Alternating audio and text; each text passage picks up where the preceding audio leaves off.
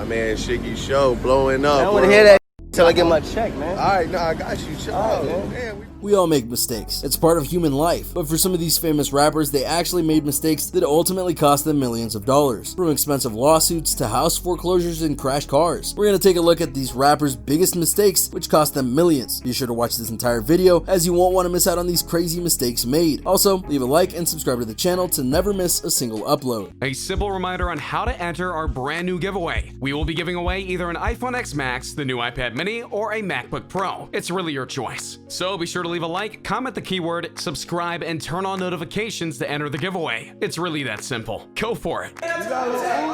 Lil Uzi Vert. Back in October, Lil Uzi Vert was sued for a lot of money after canceling a concert in Arizona. According to the Atlanta Journal-Constitution, a complaint was filed on behalf of concert promoters who claimed that the Philadelphia-bred artist costed marketers close to $600,000 after he canceled a concert in Arizona. The unnamed company claims that Uzi breached the contract by failing to appear at the show scheduled for October 2018.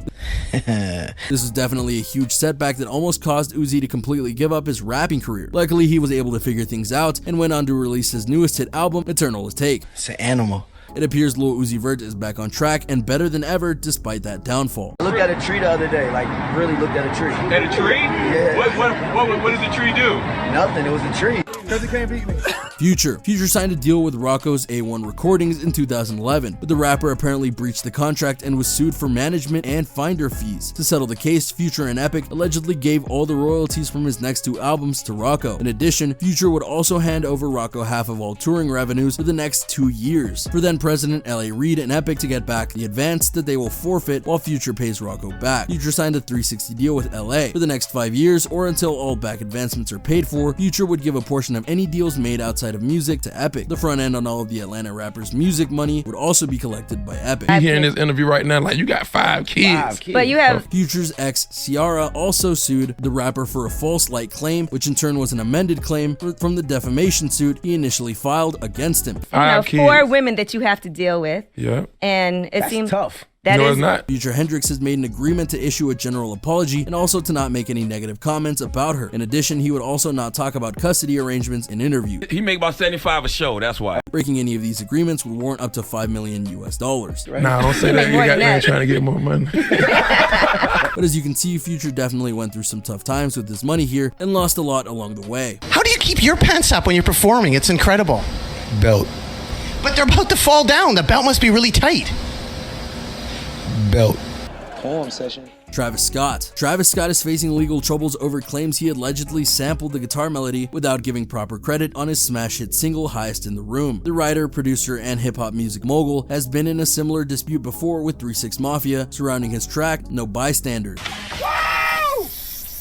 The car just died. Which had a cadence and sound virtually identical and strikingly similar to the song Tear the Club Up. A settlement was reached in that case, however the sicko mode rapper might not fare so well this time, as the accuser, Danish producer Benjamin Lasnier, is already claiming royalties and other proceeds. Lasnier is an independent producer who has worked with artists such as Designer and Scott's own label, Stigny Don Tolliver, in the past, and claims he created and shared the beat to his Instagram story and nearly 1 million followers months ago. Now he's come forward with demands and receipts seeking answers from LaFlame. The track that the melody in question was sampled from was part of a beat pack that had been given to Lanzier by Jamie Lepre, a producer who's worked with Scott. We back on road. St. Pablo Papa. It's likely that Lepre would have been the one to engineer and process the raw files, presenting the artist with just the finished product. The rapper's team corroborated this version of events, citing that this is nothing more than a frivolous dispute between producers and has nothing to do with Travis directly. You're pro. I like you.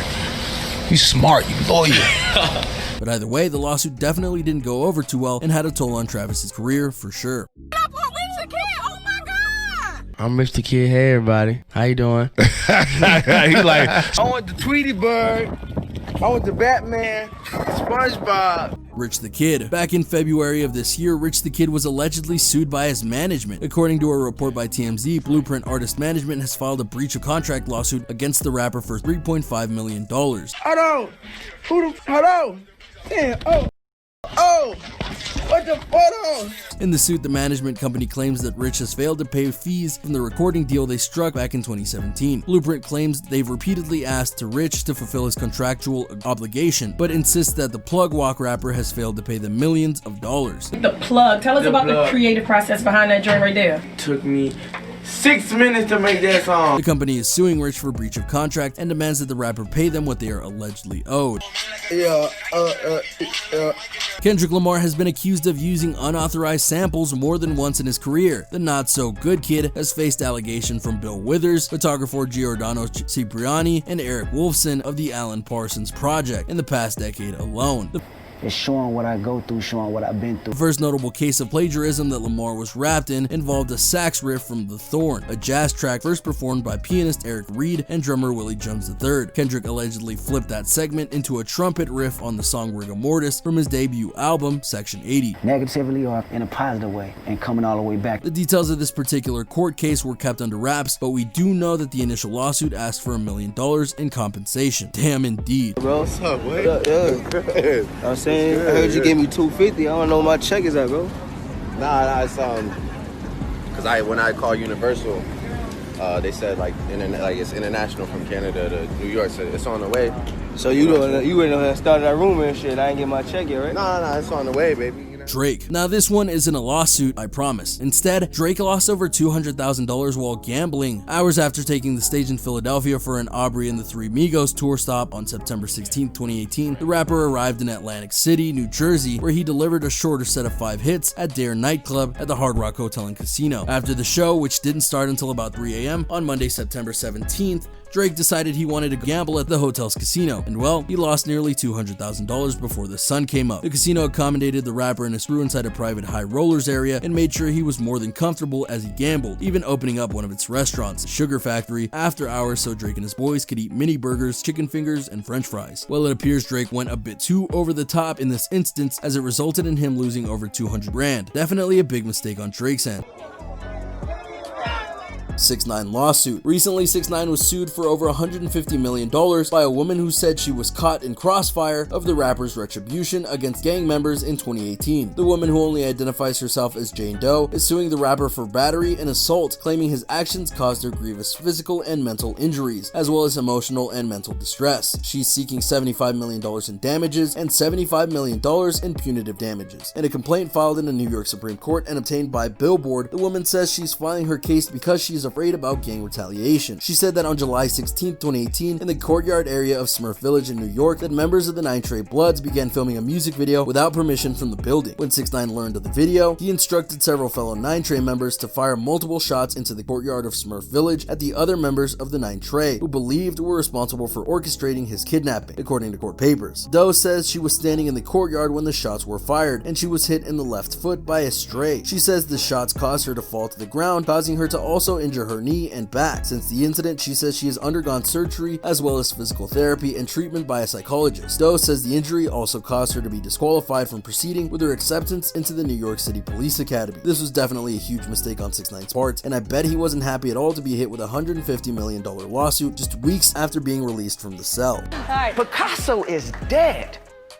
Steve Jobs is dead. Walt Disney is dead. I'm dead. Kanye West. Kanye West was first introduced to the world as an underground artist that was a big name for rap music behind the scenes. I do what I do and I follow my dream. I'm kind of successful at it. It's just a beautiful thing. I can say whatever I want. Once he released his debut studio album, people started to think of him as more than just an underground artist and producer. He achieved mainstream success with hit singles like Gold Digger and Heartless. He's collaborated with some of the biggest names in the music industry, from Jay-Z to Katy Perry. Yet his success in his music career didn't outshine the controversies within his personal life. From grabbing the microphone from Taylor Swift, I'm really happy for you. I'm gonna let you finish. But Beyonce had one of the best videos of all time. To his ultra-controversial political comments, it seems like Kanye West has remained in the headlines in some form or fashion throughout his entire career. Slavery for 400 years? For 400 years? That sounds like a choice. While he's known for his incredibly successful and sought-after Yeezy line, there are a few things that people don't realize about his endeavors to get into the world of fashion. Well, in 2016, Kanye West admitted to social media that he was in $53 million in personal debt because of his failed attempts at breaking into the fashion industry. I spent 53 million over the past 13 years chasing my dreams. Many people don't realize that West actually had a number of other fashion lines that weren't successful, and the incredible sales of his Yeezy line wasn't helping because he wasn't receiving a percentage of the sales with his collaboration with Nike. So I guess now we all know why Kanye West is signed with Adidas and not Nike. Chill out. Tyga was once seen as a hugely talented up-and-coming rapper that had a bright future ahead of him. He was featured on Keeping Up with the Kardashians as the hugely sought-after rapper to perform during a birthday episode, which helped to get his name out there with potential fans. Things really started to amp up for him once he started a romantic relationship with Kylie Jenner. The couple was seen lavishing each other with hugely expensive gifts, driving around in luxury vehicles, and living it up in mansions. While Kylie's bank account grew exponentially through her Kylie lip kits, Tyga's rapping career didn't seem to have the same sort of success. Kylie definitely seemed to be able to afford the lifestyle that they were living, but Tyga's finances were in dire condition. Tyga has had to go through a number of lawsuits from property owners because he allegedly stopped paying rent on a number of different personal and commercial spaces. One of the people that sued him was actually the ex-fiance of Simon Cowell, since she alleged that she rented him a mansion for his rental home and he wasn't paying the rent. Megan Hussein sued for over $40,000 in back rent, and this isn't the first time Tyga has come under fire for not paying his bills. Lil Wayne. Now, if Wayne was in the room right now, he'd quickly remind me that he's far from broke. I mean, compared to many of us right now, he definitely is not broke. However, we can't ignore the fact that he owes a lot of money to a private jet company. Lil Wayne owes $2 million to Signature Group for not keeping up with payments for a 3-year deal with a private jet company. In 2014, the company sued the New Orleans rapper and Young Money Entertainment for $1 million in August of 2014 and won. Now, Signature Group is saying Lil Wayne has not paid the damages, and the late fees have added $1 million to the total. Due to his mispaid loan, Wayne's mansion was raided for not paying a $2 million judgment to a private jet company. Among the personal items seized by authorities were pieces of the rapper's reported $30 million art collection. Signature claims Wayne leased a private jet for $55,000 a month, in addition to landing and maintenance fees, as entering into a contract with the company. In the end, Lil Wayne ended up going into debt and owed a lot of money, of which he was not able to pay, thus leading to him going broke and almost homeless. Bow Wow challenge, like I ain't been around doing this forever, right? Now you can take a look at that, you see what I'm saying? Got some of them blue bands in there. 50 Cent. For 50 Cent, cash flow seemed to be endless at one point. In 2015, the New York Post reported he'd sold almost 30 million albums, made a reported 60 million to 100 million on his investment in vitamin water, had endorsement deals with companies including Reebok and Right Guard, plus owned a successful record label and clothing company. The Washington Post estimated his net worth at $500 million in 2010. When 50 Cent filed for bankruptcy in 2015, he was making $185,000 a month, but $72,000 went to his 18-bedroom house, and almost everything else went to other expenses. While he admitted he had recently bought a Rolls Royce, he said most of his cars, jewelry, and jets he showed off on social media were actually borrowed or rented, but his big problems came from the illegal stuff he did. Due to a feud he had with Rick Ross, he decided to shame the mother of Rick Ross's child. 50 Cent purchased an adult tape of the woman, added a voiceover making fun of her, and put it online without her knowledge or consent. Super not okay. A judge ordered him to pay $7 million in damages. He was also found guilty of copying his G-Unit headphone design from another company, and a judge made him pay $17 million for that transgression. 50 Cent immediately filed for bankruptcy, saying